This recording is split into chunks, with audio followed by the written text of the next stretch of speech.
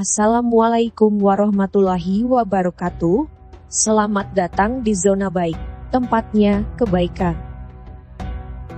Sahabat, setelah sebelumnya menyaksikan video tentang memaknai pengertian dan sejarah kurban, sekarang kita akan membahas tentang apakah hewan cacat boleh dikurbankan dan apa saja dalil-dalil tentang kurban.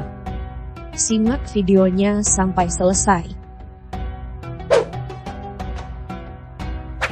Sahabat, Lebaran Idul Adha, atau disebut juga Lebaran Haji, sudah di depan mata. Jamaah haji dari berbagai negara sudah bersiap-siap untuk melaksanakan ibadah haji. Waktunya kita mempersiapkan segalanya dan salah satunya mempersiapkan hewan yang akan dikurbankan di Hari Raya Idul Adha, bagi orang yang mampu. Ketentuan kurban.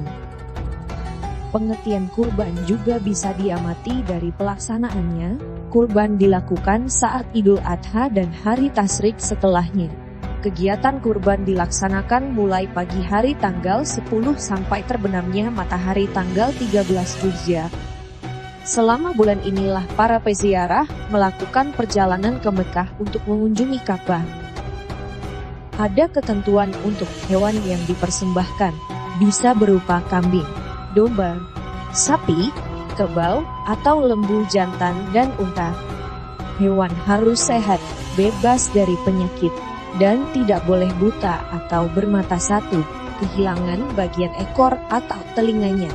Merapatkan atau memotong telinga atau ekor hewan adalah tindakan yang dilarang, dan harus dikorbankan sesuai dengan syariat.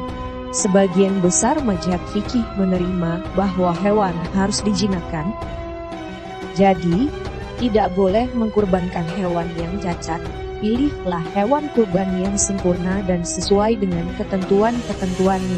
Karena, hewan yang akan kita kurbankan, nantinya, akan menjadi tunggangan kita menuju surga. Porsi daging dibagi menjadi 3. 1 bagian untuk fakir dan miskin. 1 bagian untuk orang yang melakukan kurban, dan bagian lainnya untuk keluarga mereka.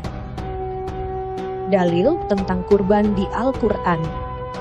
Pengertian kurban tertuang dalam ayat Al-Quran yang meliputi Surat Al-Kautsar ayat 1-2. Sesungguhnya, kami telah memberikan kepadamu nikmat yang banyak, maka dirikanlah sholat karena Tuhanmu, dan berkurbanlah. Surat Al-Hajj ayat 36-37. Dan telah kami jadikan untuk kamu unta-unta itu sebagian dari syiar Allah. Kamu memperoleh kebaikan yang banyak padanya, maka sebutlah olehmu nama Allah ketika kamu menyembelihnya dalam keadaan berdiri dan telah terikat. Kemudian apabila telah roboh atau mati, maka makanlah sebagiannya dan beri makanlah orang yang rela dengan apa yang ada padanya, yang tidak meminta-minta dan orang yang meminta. Demikianlah kami telah menundukkan unta-unta itu kepada kamu, mudah-mudahan kamu bersyukur.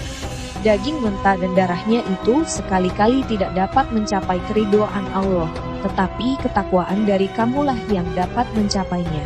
Demikianlah Allah telah menundukkannya untuk kamu supaya kamu mengagungkan Allah terhadap hidayahnya kepada kamu, dan berilah kabar gembira kepada orang-orang yang berbuat baik. Surat As-Saffat ayat 102-107.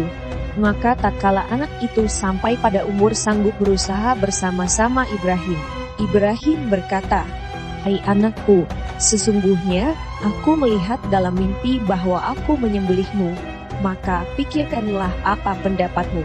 Ia menjawab, "Hai bapakku, kerjakanlah apa yang diperintahkan kepadamu. Insya Allah kamu akan mendapatiku termasuk orang-orang yang sabar." Tatkala keduanya telah berserah diri dan Ibrahim membaringkan anaknya atas pelipisnya, nyatalah kesabaran keduanya, dan kami panggillah dia, "Hai Ibrahim, sesungguhnya kamu telah membenarkan mimpi itu. Sesungguhnya demikianlah kami memberi balasan kepada orang-orang yang berbuat baik. Sesungguhnya ini benar-benar suatu ujian yang nyata, dan kami tebus anak itu dengan seekor sembelihan yang besar." dalil tentang kurban dalam hadis.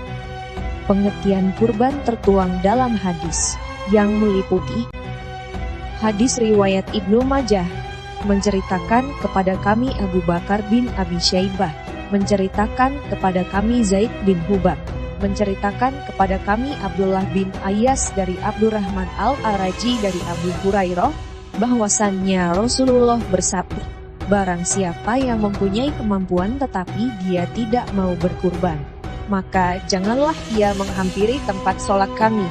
Hadis riwayat Ibnu Majah. Ibnu Majah At-Tirmizi.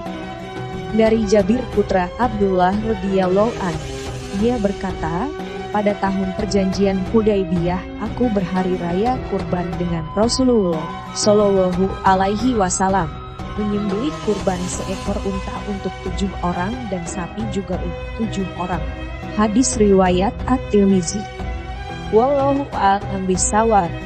Semoga bermanfaat. Wassalamualaikum warahmatullahi wabarakatuh.